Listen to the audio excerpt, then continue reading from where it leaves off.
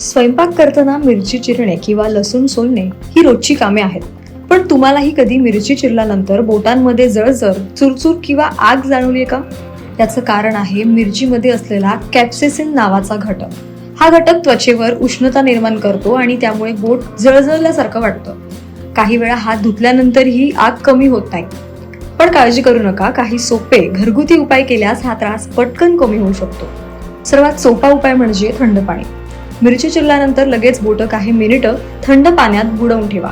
शक्य असेल तर बर्फ घातलेलं पाणी वापरा. यामुळे त्वचेला थंडावा मिळतो आणि होणारी जळजळ ही कमी होते. दुसरा उपाय म्हणजे दूध किंवा दही वापरणं. मिरचीचा तिखटपणा कमी करण्यासाठी दूध खूप उपयुक्त ठरतं.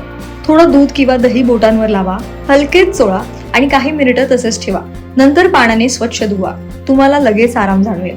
तिसरा उपाय म्हणजे तूप किंवा नारळाचं तेल. बोटांवर थोडं तूप किंवा खोबरेल तेल लावून 2 ते 3 मिनिटे ठेवा. यामुळे कॅप्सेसिनचा प्रभाव हा कमी होतो आणि त्वचाही मऊ राहते. आणखी एक प्रभावी उपाय म्हणजे कोरफड. कोरफडीचा गर बोटांवर लावल्यास त्वचेला थंडावा मिळतो आणि जळजळ कमी होते. संवेदनशील त्वचेसाठी हा उपाय खूप उपयोगी ठरतो.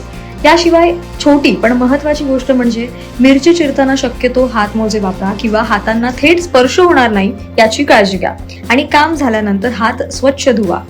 म्हणूनच पुढच्या वेळी मिरची चिरल्यानंतर बोटं जळजळायला लागली तर हे सोपे उपाय नक्की करून पहा.